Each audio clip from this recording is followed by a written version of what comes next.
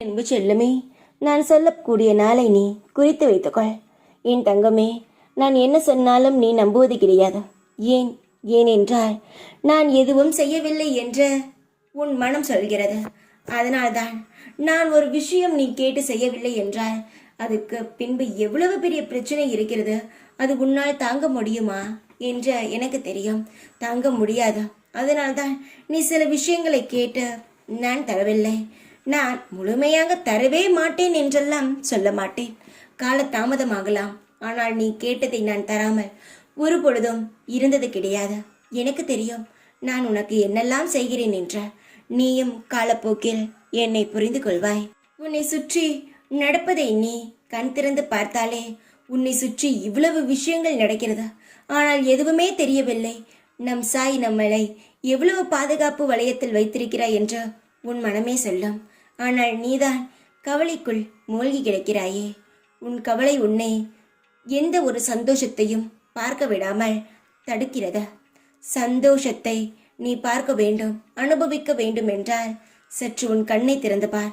கவலைகளை தூக்கி எறிந்துவிட்டு உன்னுடைய வாழ்க்கையில் நடக்கும் ஒவ்வொரு விஷயங்களையும் கண்காணித்து பார். உன் வாழ்க்கையில் எவ்வளவு பெரிய மாற்றங்கள் நடந்திருக்கிறது என்று உனக்கே புரியும்.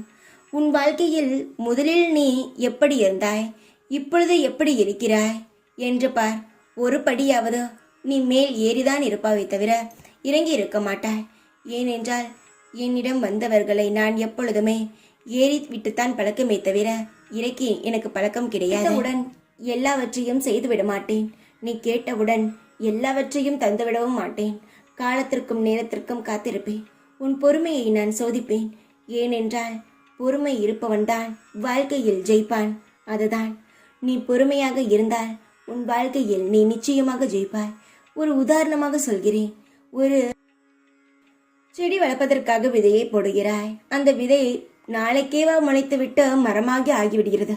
இல்லையே. அதற்கான காலமும் நேரமும் வரும் பொழுது அதற்காக தேவைப்படுகிறது அல்லவா?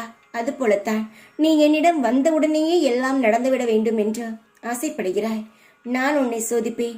பொறுமையாக இருக்கிறாயா என்று பார்ப்பேன். தங்கமே, நான் உனக்கு எல்லாவற்றையும் செய்வேன். காலம்தான் தேவைப்படுகிறது தவிர உனக்கு நான் செய்ய மாட்டேன் என்று எப்பொழுதும் சொல்வது கிடையாது. உன் மனதில் நீ எதற்காக என்னிடம் தேடி வந்தாயோ அதற்கான விஷயங்களை நான் நிச்சயமாக செய்வேன். நான் வரும் சனிக்கிழமைக்குள் உன்னுடைய வாழ்க்கையில் பல விஷயங்களை மாற்றுவேன். நீ குழப்பம் இல்லாமல், கவலை இல்லாமல் சற்று சுதாரித்து பார். உன் வாழ்க்கையில் நல்ல நிகழ்வுகள் நடக்கும். சந்தோஷமாக இரு, தைரியமாக இரு.